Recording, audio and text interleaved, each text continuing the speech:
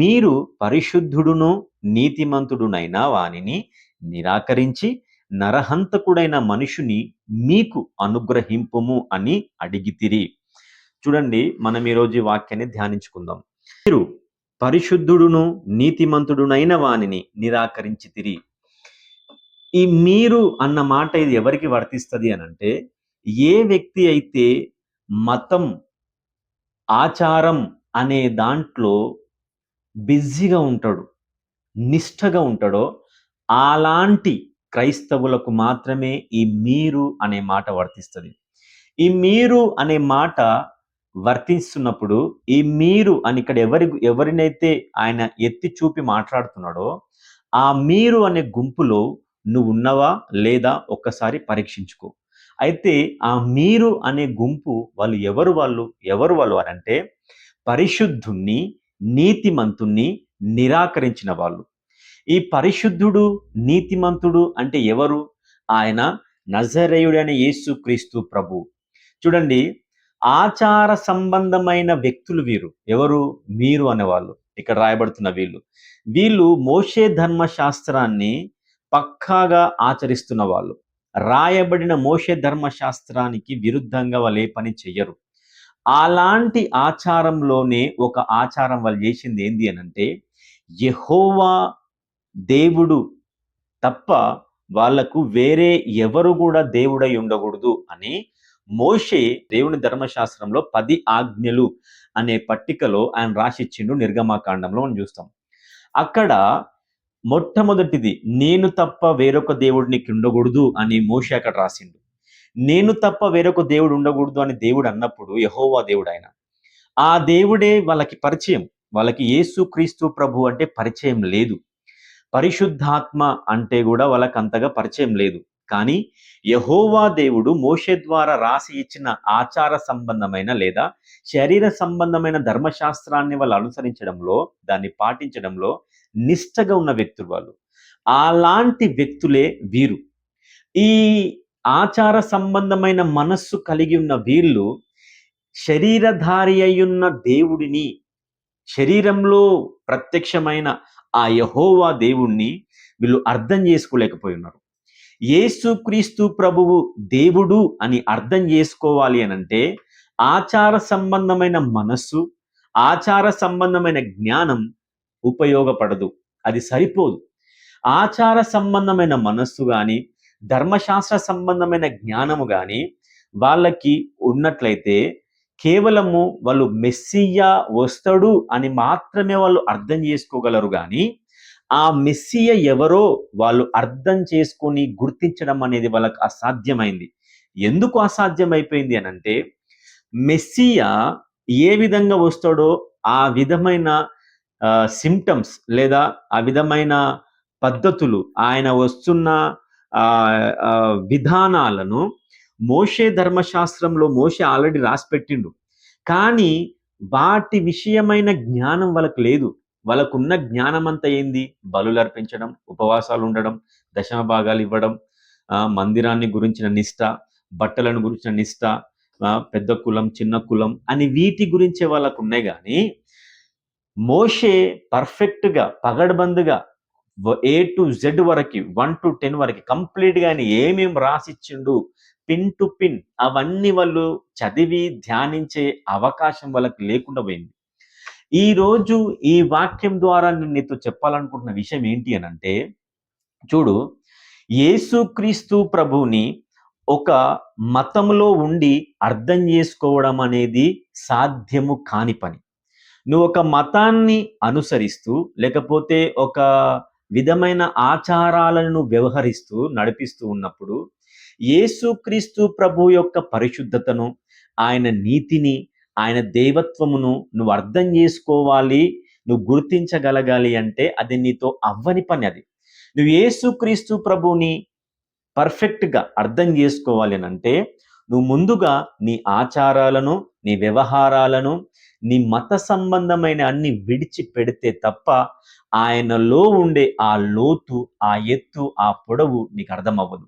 కాబట్టి యేసుక్రీస్తు ప్రభుని కొంచెం కొంచెముగా అర్థం చేసుకొని, ఆయన ఒక మతానికి సంబంధించిన వ్యక్తి అని, లేకపోతే క్రైస్తవత్వానికి మాత్రమే సంబంధించిన వ్యక్తి అని అర్థం చేసుకొని, నేను క్రైస్తవుణ్ణి కాబట్టి నేను మోకాళ్ళొంగి ప్రార్థన చేయాలా, నేను క్రైస్తవుణ్ణి కాబట్టి నేను యేసుక్రీస్తు ప్రభువుని ఆరాధించాలి, నేను క్రైస్తవుణ్ణి కాబట్టి యేసుక్రీస్తు ప్రభువా అని చెప్పి నేను మాట్లాడాలి, ప్రార్థన చేయాలి, వాక్యం చదవాలి అని అనుకుంటున్నావు చూడు, నువ్వు ఖచ్చితంగా నువ్వు ఒక ఆచార సంబంధమైన మనస్సును కలిగి ఉన్నావు. ఇలాంటి మనస్సు నీకుంటే నువ్వు ఖచ్చితంగా అది ఈ రోజు నుంచి మానుకోవడానికి ప్రయత్నం చేయు. ఎందుకు చెప్తున్నానంటే, యేసు ఒక మతానికి సంబంధించిన వ్యక్తి కాదు. యేసు ఒక కులానికి సంబంధించిన వ్యక్తి కాదు. పరిశుద్ధ వాక్యమైన బైబిల్ ఇది ఒక మతానికి సంబంధించిన బైబిల్ కాదు. యేసుక్రీస్తు ప్రభు అందరికి దేవుడు. నమ్మిన వారు ఉన్న చోట యేసుక్రీస్తు ప్రభువుకి మహిమ కలుగునుగాక అని స్తోత్రం చెప్పండి గట్టిగా. యేసుక్రీస్తు ప్రభు సర్వ శరీరులకు ఆయన దేవుడై ఉన్నాడు. యేసుక్రీస్తు ప్రభు శరీరం ధరించిన ప్రతి వ్యక్తికి ఆయన అధికారం కలిగి ఉన్నాడు. యేసుక్రీస్తు ప్రభు సమస్తానికి కారకుడైన. యేసు ప్రభు లేకుండా ఏది జరగలేదు. యేసు ప్రభు లేకుండా ఏది సృష్టింపబడలేదు. కాబట్టి యేసుక్రీస్తు ప్రభువుని నువ్వు ఆరాధించాలన్నా, యేసుక్రీస్తు ప్రభువుని నువ్వు అర్థం చేసుకోవాలన్నా, యేసుక్రీస్తు ప్రభువుని నువ్వు ప్రేమించాలన్నా, లేకపోతే యేసుక్రీస్తు ప్రభువుని నువ్వు అర్థం చేసుకోవాలన్నా, నువ్వు ఆచారాలలో మతాలలో ఉండిపోతే అది నీకు అవ్వని పని. మరి నాకు తెలుసు కదా యేసుప్రభు అంటే నాకు అర్థమైండు, యేసుప్రభు అంటే ఇది, యేసుప్రభు అంటే అది, నేను మారు మనసు పొందిన అవన్నీ అని అంటే, నీకు తెలియని విషయం ఏంది అని అంటే, నువ్వు ఆచారాలను విడిచిపెట్టుతున్నావు. నీకు తెలియకుండా ఉన్న సంగతి ఇంకేంది అని అంటే, నువ్వు మతాన్ని విడిచిపెడుతున్నావు అని అర్థం. కానీ నువ్వు మతాచార సంబంధమైన క్రియలు ఇంకేం చేస్తున్నావు తెలుసా?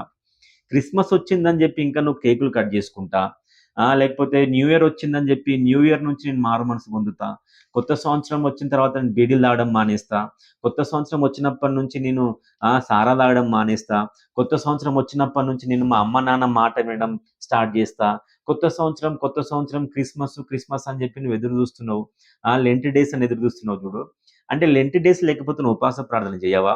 లెంట్ డేస్ రాకపోతే నీకు పరిశుద్ధంగా మార్చబడాలన్న ఆశ నీకు ఉండదా? క్రిస్మస్ వస్తేనే యేసుక్రీస్తు ప్రభు జన్మ నీకు గుర్తొస్తుందా? క్రిస్మస్ వస్తేనే లోక పాపాన్ని మోసుకొని వెళుతున్న దేవుడు, మోసుకొని సిలువలో మరణించడానికి దేవాది దేవుడు మనిషిగా జన్మించాడు అన్న ఆలోచన నీకు రాదా? లేకపోతే ఈస్టర్ వస్తేనే ఆయన మరణ పునరుద్ధానాన్ని జ్ఞాపకం వస్తాయా? న్యూ ఇయర్ కొత్త సంవత్సరం వస్తేనే ఏదన్నా ఒక మంచి తీర్మానం తీసుకోవడానికి నీకు అవకాశాలు వస్తాయా? కాదు. ప్రతిరోజు నీకు ఒక అవకాశమే. ప్రతిరోజు నువ్వు మారు మనసు పొందడానికి నువ్వు ఒక అవకాశం దేవుడిస్తున్నాడు. చూడండి, మనం పోయిన వారం అటుపోయిన వారం ఆ నెల మొత్తం ఎన్నో న్యూస్లు మనం విన్నాం. అక్కడ యాక్సిడెంట్లు అయినాయని, ఇక్కడ యాక్సిడెంట్లు అయినాయని, ఎన్నో భయంకరమైన న్యూస్లు మనం విన్నాం.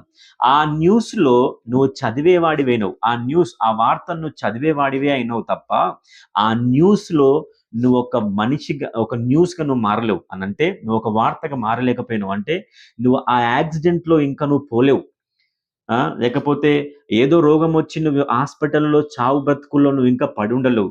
మంచి ఆరోగ్యం నీకు ఇంకున్నది, మంచి ఇల్లు నీకున్నది, భర్త, భార్య, పిల్లలు, సౌకర్యాలు అన్నీ నీకున్నాయి. అవన్నీ ఉన్నా కానీ నువ్వు మరణంలోకి పోకుండా నువ్వు ఇంకా ఒక రోజు, ఈ రోజు భూమి మీద గడపడానికి నీకు అవకాశం దొరికింది అని అంటే దానికి కారణం ఏంటి తెలుసా?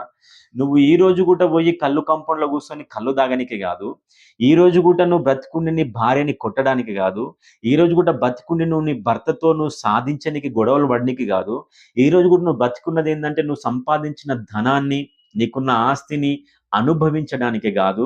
నువ్వు ఈరోజు బతుకున్నది ఎందుకు తెలుసా? నువ్వు ఇంకా ఏమైనా సరే నీ లోపట వదులుకోలేకుండా నువ్వు ఇంకా వాటిని అట్లనే రహస్యంగా మెయింటైన్ చేస్తున్నావా? నీ భార్యకి తెలియకుండా, నీ భర్తకు తెలియకుండా, నీ తల్లిదండ్రులకు తెలియకుండా, లేకపోతే నీ పిల్లలకు తెలియకుండా వాటిని విడిచిపెట్టడానికి దేవుడు నీకు ఈరోజు ఒక అవకాశం ఇస్తున్నాడు. ఈ ఆన్లైన్ బైబిల్ స్టడీ ద్వారా ఈరోజు నీకు ఒక హెచ్చరిక వస్తున్నది. నువ్వు అలాంటి రహస్య పాపాలు ఏమైనా మెయింటైన్ చేస్తున్నావా? వాటిని విడిచిపెట్టేసేయి. వాటిని విడిచిపెట్టి స్వచ్ఛందంగా, న్యాయంగా దేవుని దగ్గరికి వచ్చి పవిత్రపరచబడిన తరువాత ఆయనలోనికి నువ్వు చేర్చబడ్డానికి, క్రీస్తుకు ఒక వారసునిగా, ఒక కుమారుడిగా, కుమార్తెగా నువ్వు చేర్చబడ్డానికి దేవుడు ఈరోజు నీకు ఒక అవకాశం ఇస్తున్నాడు. కాబట్టి నువ్వు అలాంటి గుంపులో నువ్వు ఉండకూడదు. ఎలాంటి గుంపులో? క్రీస్తును నిరాకరించే గుంపులో నువ్వు ఉండకూడదు. క్రీస్తును అంగీకరించే గుంపులో నువ్వు ఉండు. ఈరోజు నువ్వు ఏ గుంపులో ఉన్నావు? క్రీస్తుని అంగీకరించే గుంపులో ఉన్నావా? క్రీస్తుని నిరాకరించే గుంపులో నువ్వు ఉన్నావా? చాలా మంది వాళ్ళకి తెలియకుండానే క్రీస్తును నిరాకరించే గుంపులో వాళ్ళు ఉంటున్నారు. చాలా విషయాల్లో నిరాకరిస్తున్నారు. ఏ విధంగానంటే వాళ్ళు అనుకుంటూనే ఉన్నారు, మా అమ్మ మంచి ప్రార్థన పర్రాలు, మేము మంచి క్రైస్తవ కుటుంబంలో ఉన్నాం, వారం చర్చికి పోతున్నాం అని.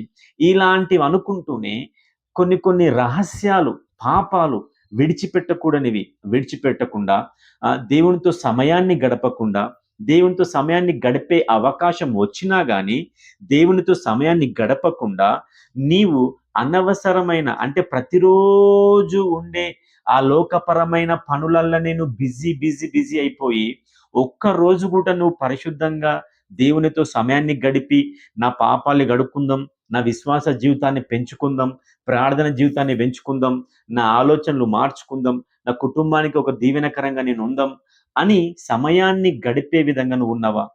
ఏ గుంపులో నువ్వు ఉన్నావు? ఒక్కసారి పరీక్షించుకో సహోదరుడా, సహోదరి. ఈ వాక్యాన్ని నేను మరలా చదువుతున్నా, ఇది నీ కొరకే విను. ఏంది అనంటే 14వ వచనం చదువుతున్నా. ఏమని? మీరు పరిశుద్ధుడును నీతిమంతుడైన వానిని నిరాకరించి. అలా నిరాకరించిన ఆ యూదులు ఎవరిని నిరాకరించిన వాళ్ళు? ఒక పాపిస్టోన్నా, ఒక తిరుగుబోతునా, లేకపోతే దొంగన? ఎవరిని నిరాకరించిరు వాళ్ళు? లేకపోతే నరహంతకుని నిరాకరించిర్రా? ఒక మతానికి సంబంధించిన గురువుని వారు నిరాకరించిర్రా? ఎవరిని వాళ్ళు నిరాకరించింది? ఎవరిని నిరాకరించినారంటే సాక్షాత్తు పరిశుద్ధుని వాళ్ళు నిరాకరించారు. వాళ్ళు ఎవరిని నిరాకరించారు అని అంటే నీతిమంతుని నిరాకరించారు వాళ్ళు. చూడండి, పరిశుద్ధత, నీతి లేదా పరిశుద్ధుడు, నీతిమంతుడు అనే ఈ మాటలను మనం ఒక్కసారి ధ్యానం చేసుకుందాము. చూడండి, పరిశుద్ధుడు అంటే అర్థం ఏంది అనంటే, పరిశుద్ధుడు అనంటే పాపం అనేది లేని వ్యక్తియే పరిశుద్ధుడు. భూమి మీద ప్రతి మనిషి పాపి అని వాక్యం చెప్తున్నది. ప్రతి మనిషి పాపం అనే వాక్యం చెప్తున్నప్పుడు మరి యేసుక్రీస్తు ప్రభు ఎట్లా పరిశుద్ధుడైండు? యేసుక్రీస్తు ప్రభులో పాపం ఏం లేదా అంటే, యేసుక్రీస్తు ప్రభులో పాపం ఏమీ లేదు. ఆయన పుట్టుకతో కూడా పరిశుద్ధుడే, ఆయన మరణము పరిశుద్ధమైనదే, ఆయన పునరుద్ధానం పరిశుద్ధమైనదే, ఆయన జీవితం మొత్తం పరిశుద్ధమైనదే. ఆయనలో పాపం ఉన్నట్టుగా ఏ ఒక్కరు కూడా రుజువు చేయలేకపోయినారు. చూడండి, వ్యభిచారం చేస్తున్నప్పుడు ఒక స్త్రీ పట్టబడింది. ఆ స్త్రీ పట్టబడ్డప్పుడు ఆ స్త్రీ ఆ ఏమంటారు, పాపము చేస్తూ పట్టబడింది. అలా పాపం చేస్తూ పట్టబడిన తర్వాత యేసుక్రీస్తు ప్రభు దగ్గరికి ఆ స్త్రీని తీసుకొచ్చి, అక్కడ యేసు ప్రభు ఎలాంటి తీర్పు తీరుస్తాడో, ఎలాంటి మాట మాట్లాడతాడని చెప్పి, ఆయన ఎక్కడైనా దొరుకుతాడేమో చూద్దాం అని చెప్పి, ఆయన లోపట ఏమైనా లోపం వెతుకుదామా అని వాళ్ళు ఎదురు చూసిర్రు. అలా ఎదురు చూసినప్పుడు యేసుక్రీస్తు ప్రభు అక్కడ ఒక మాట మాట్లాడిన ఏమని? మీలో ఎవడైతే పాపం చెయ్యలేదో వాడు మొదటగా ఈ స్త్రీ పైన రాయి వేయండి అని ఆయన మాట్లాడిండు. అయితే ఎవ్వరు కూడా అంత దానికి తెగించలేకపోయి ఆమె పైన రాయి వేసి ఆమెను చంపకుండా వదిలిపెట్టేసిరు ఆయన. అంటే వ్యభిచారం చేస్తున్న వ్యక్తులకు రాళ్లతో కొట్టి చంపమని మోషే ధర్మశాస్త్రంలో రాయబడింది. అలా రాయబడిన వాటి విషయమై, అంటే మోషే ధర్మశాస్త్రం ఆచార సంబంధమైన వాటి విషయమై అక్కడ ఉన్న యూదులే గాని, ఇశ్రాయేలీలే గాని ఎంత నిష్టగా ఉన్నారు చూడండి. ఆమె వ్యభిచారంలో పట్టబడ్డది కాబట్టి మా మోషే అయిన ప్రవక్త మాకు చెప్పిన ఒక ఆచారం ఏంది అనంటే, వ్యభిచారం చేస్తూ పట్టబడిన వాళ్ళను రాళ్లతో కొట్టి చంపమని మా ప్రవక్త చెప్పిండు. కాబట్టి ఈ స్త్రీని రాళ్లతో కొట్టి చంపుతామని వాళ్ళు ఫిక్స్ అయిపోయారు, నిర్ణయం తీసుకున్నారు. దేన్ని ఆధారం చేసుకుని నిర్ణయం తీసుకున్నారు? మోషే ధర్మశాస్త్రాన్ని బట్టి. అంటే వాళ్ళ ఆచారం అది, అట్లా కొట్టి చంపడం అనేది వాళ్ళ ఆచారం. ఇది మనుషుల ఆచారం. కానీ యేసుక్రీస్తు ప్రభు అక్కడ మాట అన్నాడు ఏమని? మీలో ఎవరన్నా పాపము చేసి ఉండకుండా ఉంటే వాళ్ళు మొదటగా తన పైన రాయి వేయండి అని. అయితే ఎవ్వరు కూడా తన పైన రాయి వేయలేకపోయినారు.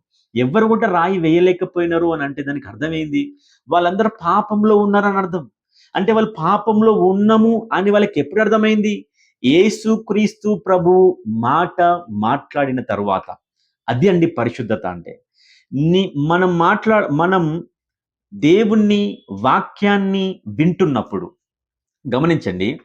దేవుని వాక్యం నీ చెవుల గుండా వెళ్తున్నప్పుడు, నీ లోపట ఏదైనా నువ్వు పాపం జేసినట్టుగా దేవునికి వ్యతిరేకమైన ఆలోచనలు, పనులు, మాటలు, చూపులు నీ లోపట ఉన్నాయని నీకు అర్థం గావాలి అనంటే, నువ్వు వాక్యం వినాలా. నువ్వు వాక్యాన్ని ధ్యానించాలా. దేవుని మాటలను ధ్యానిస్తుంటే, దేవుని మాటలను నువ్వు వింటుంటే, దేవుణ్ణి చూడ్డానికి నువ్వు ప్రయత్నం జేసినట్లయితే, అప్పుడు అర్థమైతది నీ లోపట పాపం ఉన్నది అని. నీ లోపట ఏ పాపం ఉన్నది, ఏ లోపం ఉన్నదని నీకు అర్థం కావాలా? అయితే నువ్వు దేవుని వాక్యం దగ్గరికి రా.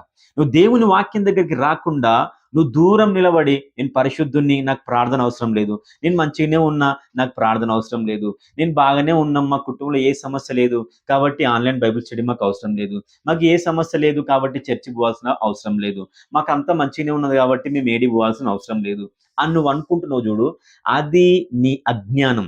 ఎందుకు అజ్ఞానం వచ్చింది తెలుసా? నువ్వు ఆచారం అనే మైండ్ సెట్లో ఉన్నావు, మతాన్ని అనుసరిస్తున్నావు. నీకు కావాల్సింది అవసరాన్ని బట్టి దేవుని మాటలు కాదు, అవసరాన్ని బట్టి ప్రార్థన కాదు. నీకు కావాల్సింది దేవునితో సహవాసం, దేవునితో ఫ్రెండ్షిప్, దేవునితో దోస్తాన్ని కావాల. అది ప్రతి క్షణం నీకు ఉండాల. ఆ బంధం ప్రతి క్షణం నీకు ఉండాల. అలాగా జ్ఞాపకం చేసేదే వాక్యం. ఇక్కడ యేసుక్రీస్తు ప్రభు చెప్పిండు ఏమని? మీలో ఎవరైతే పాపము చెయ్యలేదో వాళ్ళు మొదటగా రాయి వేయండి అని. వాళ్ళు ఎందుకు వేయలేకుండా వెనక్కి వెళ్ళిపోయారు అంటే, వాళ్ళు పాపం చేసినామని వాళ్ళు ఒప్పుకున్నారు. నోరు తెరిచి చెప్పకపోయినా వాళ్ళ క్రియల ద్వారా, వాళ్ళ పనుల ద్వారా వాళ్ళు ఒప్పుకున్నది ఏంది? అవును, మేము పాపం చేసినామని వాళ్ళు ఒప్పుకున్నారు. యేసుక్రీస్తు ప్రభు మాట విన్నదాకా వాళ్ళకు అర్థం కాలే మేము పాపులము అని. అదే విధంగా వాక్యం నీకు ఎదురవుతున్నప్పుడు, దేవుని వాక్యం నీకు వినిపిస్తున్నప్పుడు దాన్ని వినడానికి ఇష్టపడు. ఎందుకు ఇష్టపడాలా? నువ్వు అలా ఇష్టపడితేనే, అలా వాక్యం వింటేనే నీ లోపటున్న అపవిత్రత పోవడానికి సాధ్యమవుతుంది. నువ్వు అపవిత్రత పోగొట్టుకుంటున్న కొలది నువ్వు పరిశుద్ధంగా మార్చబడతావు. నువ్వు పరిశుద్ధంగా మార్చబడుతున్న కొద్దికి దేవునితో సహవాసం నీకు పెరుగుతుంది. అంటే పరిశుద్ధుడు అనే మాట ఇక్కడ మాట్లాడుతున్నది ఏంది అనంటే, కేవలము ఆయన మాత్రమే పరిశుద్ధుడని కాదు, ఆయన మాట వింటున్న వాళ్ళు కూడా పరిశుద్ధపరచబడే అవకాశం క్రీస్తు ద్వారా కలుగుతుంది. కాబట్టి ఆయన పరిశుద్ధుడు.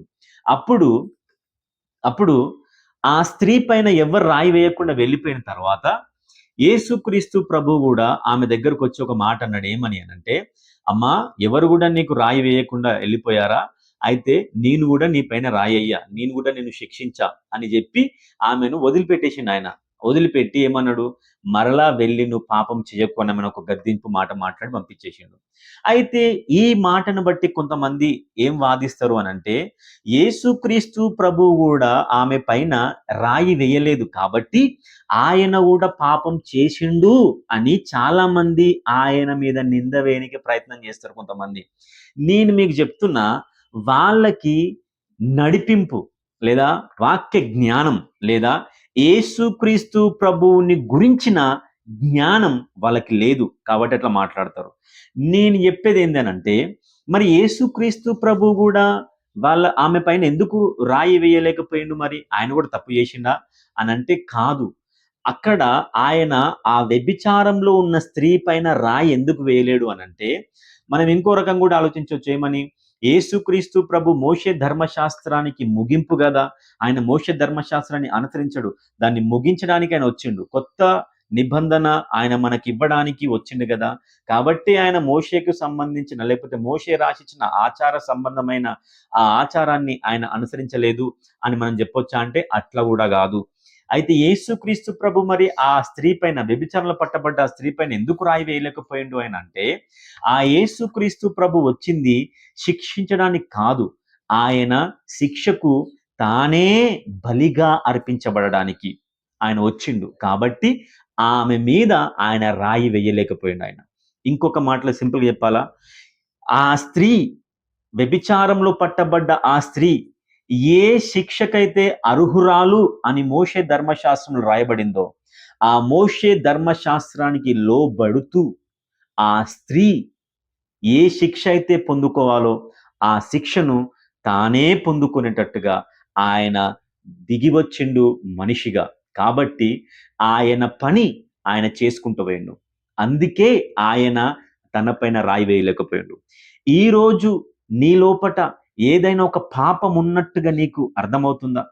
నేను ఈ దోషం చేస్తున్నా కదా, నేను మా అమ్మకు తెలియకుండా, మా భార్యకి తెలియకుండా, మా తల్లికి తెలియకుండా, మా కూతుర్లకు తెలియకుండా, లేకపోతే నా భర్తకు తెలియకుండా నేను ఈ రహస్యమైన పాపం మెయింటైన్ చేస్తున్నా కదా, సంఘంలో మంచిగానే ఉంటున్నా, 10 మంది ముంగట బాగానే ఉంటున్నా, కానీ ఎవరికి తెలియకుండా ఇది ఒక సీక్రెట్ పాపం నేను మెయింటైన్ చేస్తున్నా కదా, నడిపించుకుంటున్నా కదా.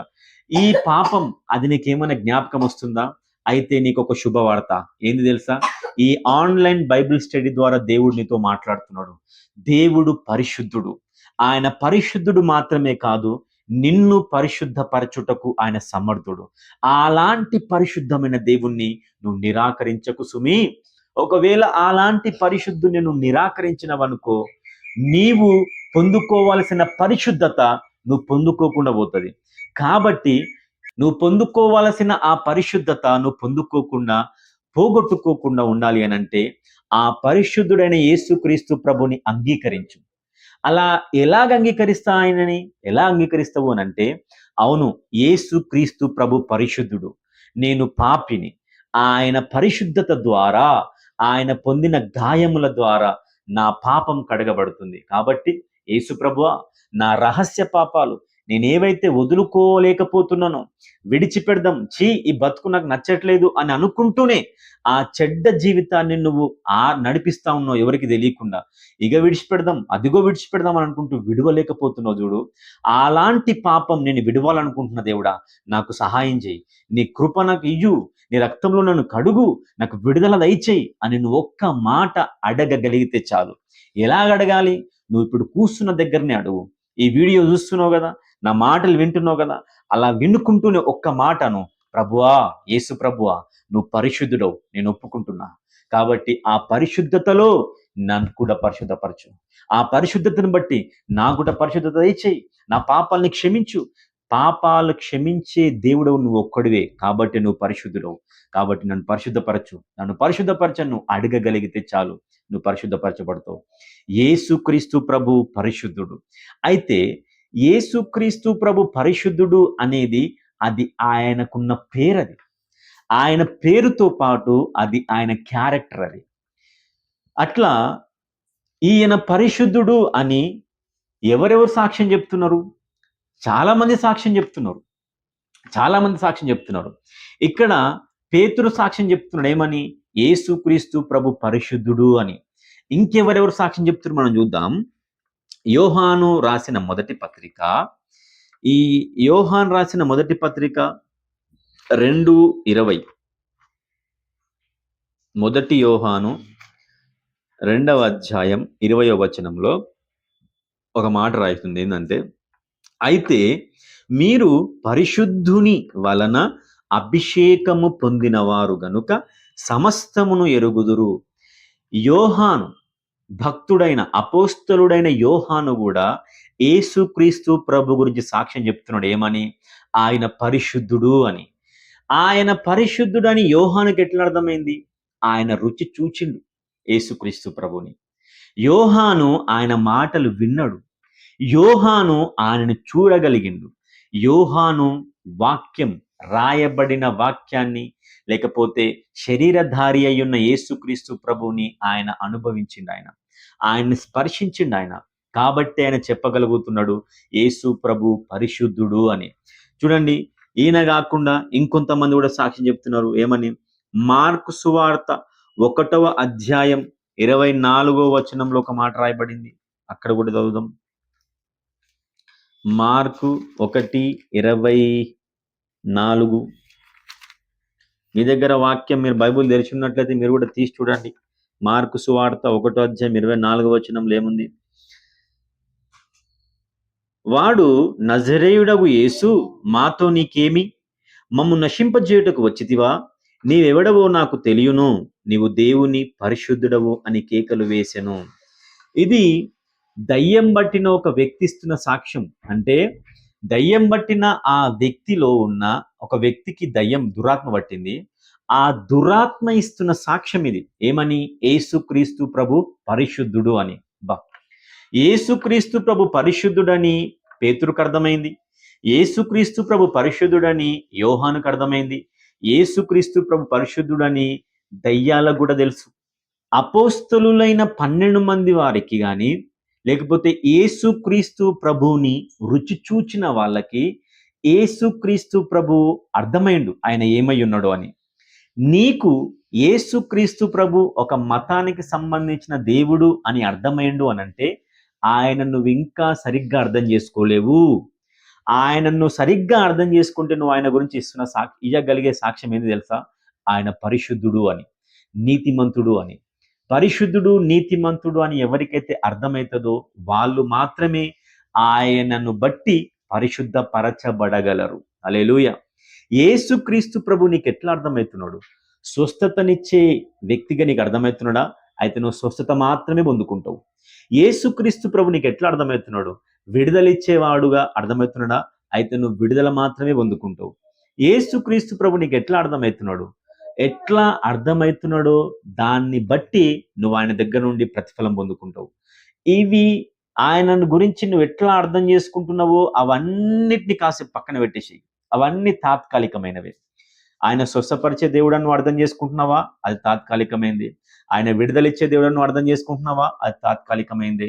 ఆయన సంపదనిచ్చే దేవుడు, సమృద్ధి గల దేవుడని నువ్వు అనుకుంటున్నావు అని అర్థం చేసుకుంటున్నావా? అది తాత్కాలికమైంది. ఆయన దీవించే దేవుడని నువ్వు అర్థం చేసుకుంటున్నావా? అది తాత్కాలికమైంది. లేకపోతే ఆయన నీకు ఉద్యోగం ఇచ్చే దేవుడు, ఆయన నమ్ముకుంటే ఉద్యోగం ఇస్తాడని నువ్వు అర్థం చేసుకున్నావా? అది తాత్కాలికమైంది. ఆయన నమ్ముకుంటే ఆరోగ్యం వస్తుంది అని నువ్వు నమ్ముతున్నావా? అది తాత్కాలికమైనదే. ఇవన్నీ తాత్కాలికమైనవే. ఇవన్నీ తాత్కాలికమే. తాత్కాలికమని అంటే కాసేపు, కొంచెం కాలం మట్టుకు ఉపయోగపడేటివి. అయితే చిరకాలం ఎప్పటికీ ఆయనను ఉపయోగించుకోవడం ఎట్లా అనంటే నువ్వు ఆయనను ఏ విధంగా అర్థం చేసుకోవాలి తెలుసా? ఆయన పరిశుద్ధుడు అని నువ్వు అర్థం చేసుకోవాలా. యేసుక్రీస్తు ప్రభువు పరిశుద్ధుడు అని నువ్వు అర్థం చేసుకుంటే నీవు కూడా పరిశుద్ధపరచబడతావు. ఆయన పరిశుద్ధుడు అని నువ్వు అర్థం చేసుకుంటే నువ్వు పరిశుద్ధపరచబడతావు. అలా నువ్వు పరిశుద్ధపరచబడితే నీకు వచ్చే బెనిఫిట్, నీకు వచ్చే ఉపయోగం ఏంది అనంటే నువ్వు కూడా పరిశుద్ధపరచబడతావు. నీవు పరిశుద్ధపరచబడితే నువ్వు పొందుకునేది ఏంది ప్రయోజనం అనంటే నిత్య జీవం నువ్వు పొందుకుంటావు. నిత్య జీవం నువ్వు పొందుకుంటావు. యేసుక్రీస్తు ప్రభు నువ్వు ఈ విధంగా అర్థం చేసుకో. నువ్వు ఈ విధంగా అర్థం చేసుకుంటే వీటన్నిటికంటే గొప్ప సంగతి నీకు అర్థమైనట్టు. వీటన్నిటికంటే గొప్ప సంగతి నీకు అర్థమైనట్టు. ఆయన పరిశుద్ధులను నువ్వు అర్థం చేసుకో. ఈరోజు వాక్యం ఆయన పరిశుద్ధుడు. చెప్పండి అందరూ, యేసుక్రీస్తు ప్రభు పరిశుద్ధుడు. యేసుక్రీస్తు ప్రభు పరిశుద్ధుడు. ఆయన పరిశుద్ధుడు అన్ను అంటున్నావా? అయితే నీ మనస్సు పరిశుద్ధపరచబడుతుంది. ఆయన పరిశుద్ధుడు నువ్వు నాలుకతో చెప్పగలుగుతున్నావా? నీ నాలుక పరిశుద్ధపరచబడుతుంది. నీ మాటలు పరిశుద్ధపరచబడతాయి. నీ తలంపులు పరిశుద్ధపరచబడతాయి. నీ చూపులు పరిశుద్ధపరచబడతాయి. నీ ఆలోచనలు, నీ కోరికలు పరిశుద్ధపరచబడతాయి. నీ శరీరం కూడా పరిశుద్ధపరచబడే అవకాశం ఉంటుంది. నీ ఆత్మ పరిశుద్ధపరచబడుతుంది. నీ తలంపులు అవన్నీ పరిశుద్ధపరచబడతాయి. నీ నడక పరిశుద్ధపరచబడుతుంది. నీ పడక పరిశుద్ధపరచబడుతుంది. ఎట్లా సాధ్యం? పరిశుద్ధుడైన యేసుక్రీస్తు ప్రభు ద్వారా అది సాధ్యం. ఆయన ఎందుకు కేవలం నువ్వు పూజలు చేస్తే ఆ పూజల మీద ఆరతి తీసుకుని ఇట్లా ఉలుకు పలుకు లేకుండా నువ్వెంత చచ్చిపోయినా, నెత్తి గుద్దుకున్నా, ఏడ్చినా, మొర్ర పెట్టినా కానీ ఆయన ఏం చేయకుండా అట్లనే ఉండిపోయి ఇట్లా విగ్రహంలాగా ఉండిపోయే వ్యక్తి అని నువ్వు అనుకుంటున్నావా? కాదు కాదు కాదు. నీ మనస్సులో ఒకవేళ నిన్ను కలవరపరిచేటివి ఏవైనా ఆలోచనలు వచ్చినా ఆ ఆలోచనలను తీసేసి సంతోషంతో నింపే దేవుడు ఆయన. అంత గొప్ప దేవుడు. నీ ఆలోచనల్లో కూడా నిన్ను బలహీనపరచటానికి ఆయన నిన్ను విడిచిపెట్టాడు. అబ్బాబాబా, అంత గొప్ప దేవుడు ఆయన. ఆయన పరిశుద్ధుడు. ఆయన పరిశుద్ధుడు. ఆ పరిశుద్ధుడు నువ్వు తృణీకరిస్తున్నావా? లేకపోతే అంగీకరిస్తున్నావా? నువ్వు అంగీకరించే గుంపులో ఉన్నావా? నిరాకరించే గుంపులో ఉన్నావా? ఇది నువ్వు ఈరోజు పరీక్ష చేసుకో. అన్ని విషయాలల్లో మంచిదే, కానీ యోగి ఒక్క విషయంలో మాత్రం నేను జర సమయం తీసుకుంటా అన్నవనుకో, నువ్వు సమయం తీసుకున్న టయానికి నువ్వు చచ్చిపోయినవే అనుకో, ఏంది పరిస్థితి? కాబట్టి సమయాన్ని పోనీయకు. యేసుక్రీస్తు ప్రభు పరిశుద్ధుడని ఒప్పుకో. ఆయన పరిశుద్ధతను అర్థం చేసుకో. ఎందుకైనా పరిశుద్ధుడని పిలువబడుతున్నాడు? ఎందుకైనా పరిశుద్ధులను ఒప్పుకోవాలి? ఎందుకు అనంటే పాపం అనే దాన్ని బట్టి ప్రతి మనిషికి మరణం అనేది వచ్చేస్తుంది. పాపములో ఒక మనిషి చచ్చిపోయినట్లయితే ఆ మనిషి ఖచ్చితంగా నరకానికి వెళ్తాడు.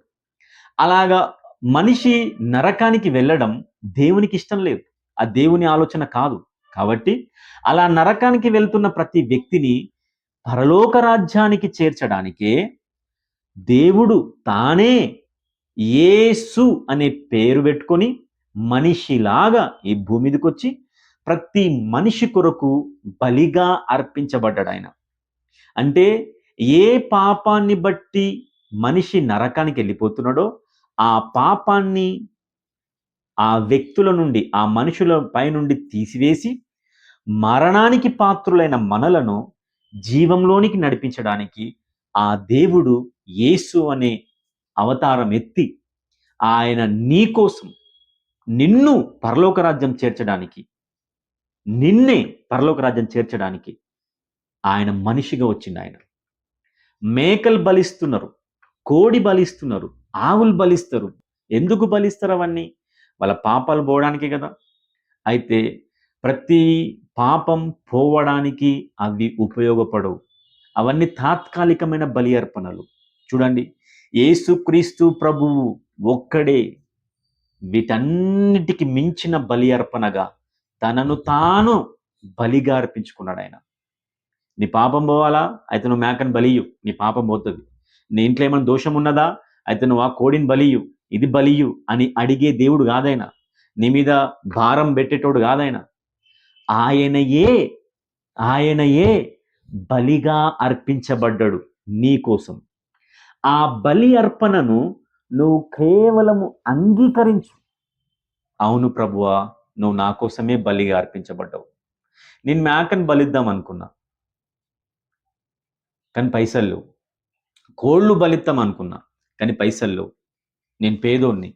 నేను ఏ బలి అర్పించి నా పాపాల నుండి నేను బయటపడగలుగుతా అని ఏడుస్తున్న సమయంలో, పాపం ప్రతి మనిషి పైన భారం అయిపోతున్న సమయంలో, ఆ మనిషి ఏం చెయ్యాలో అర్థం కానప్పుడు మీకు ఒక సింపుల్ విషయం చెప్తున్నా. ఏంది తెలుసా? నా కోసం బలి అయిన ఆ యేసుక్రీస్తు ప్రభు బలి అర్పణను నేను జస్ట్ అట్లా ఇది నా కోసమే అని నేను నమ్మగలిగితే చాలు. అది నువ్వు నమ్మగలిగితే చాలు. కూర్చున్న దగ్గర నీ జీవితం నీకు భారం అయిపోతుందా? నీ పాప స్థితి, లేకపోతే నీకు తెలియకుండా ఏదో అసమాధానం, లేకపోతే ఏదో నీకు తెలియకుండా నిన్ను వెంటాడుతున్నదా దోషం? అది నీకు అర్థమైందా? అయితే నేను నీకు ఇచ్చే ఒక ఒక మంచి సలహా ఏంది తెలుసా? యేసుక్రీస్తు ప్రభు బలి అర్పణను ఒప్పుకో నీ నోటి ద్వారా. ఏమని? అవును ప్రభువా, నువ్వు యేసుక్రీస్తు ప్రభుడు, నువ్వు నా కోసమే బలి అర్పించబడ్డావు అని ఒప్పుకో చాలంతే. అట్లా ఒప్పుకుంటే నీ పైన ఉన్న ఆ దోషం విరిగిపోతుంది. నీ పైన ఉన్న శాపం పోతుంది. ఆ శాపం, ఆ దోషం పోయినప్పుడు నువ్వు పరిశుద్ధపరచబడతావు. ఎట్లా పరిశుద్ధపరచబడతావు తెలుసా? యేసుక్రీస్తు ప్రభు లాగైతావు. అంటే నువ్వు యేసుక్రీస్తు ప్రభు లాగైతే నువ్వు చచ్చిపోయినా కానీ మరలా లేస్తావు. ఇలా చచ్చిపోయినా కానీ మరలా లేస్తావు అని ఏ మత గ్రంథమైనా చెప్పిందా? ఏ మత గురువైనా చెప్పిందా? చెప్పలే. వాళ్ళ వల్ల కాని పని అది. అది సాధ్యమైంది కేవలం యేసుక్రీస్తు ప్రభువుకు మాత్రమే.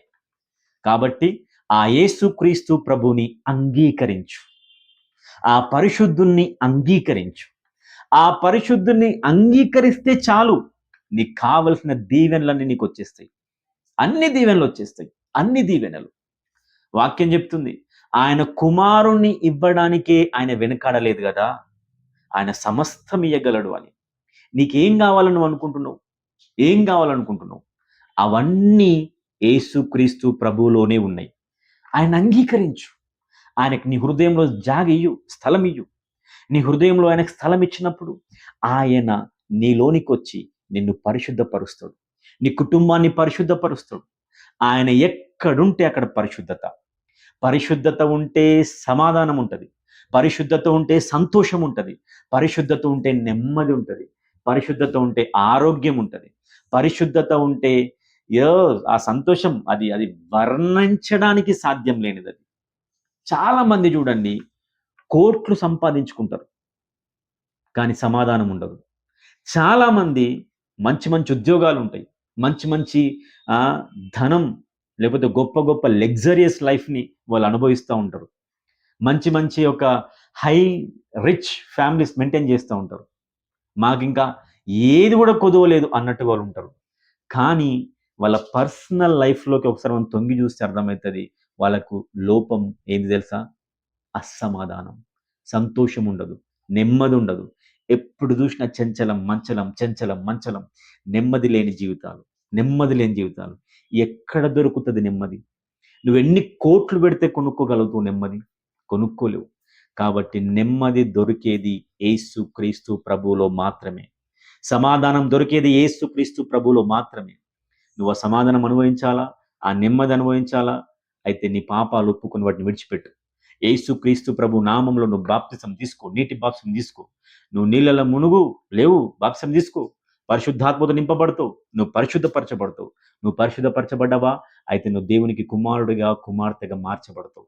నువ్వు దేవుని కుమారుడిగా, కుమార్తెగా నువ్వు మార్చబడితే ఇంకా నీకు ఏం కొదువు ఉంటుంది?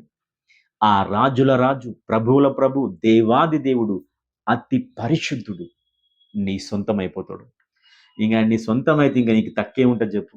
అన్ని నీకు సమృద్ధి, అన్ని నీకు సమృద్ధి. కాబట్టి నాకు ఇది తక్కున్నది, నాకు అది తక్కున్నది, నాకు ఉద్యోగం వస్తలేదు, నాకు భార్య దొరుకుతలేదు, నాకు పెళ్ళైతలేదు, నాకు పిల్లలు పుడతలేరు అన్న ఏడుపు ఇక నీకుండదు. అనే ఏడుపు నీకుండదు.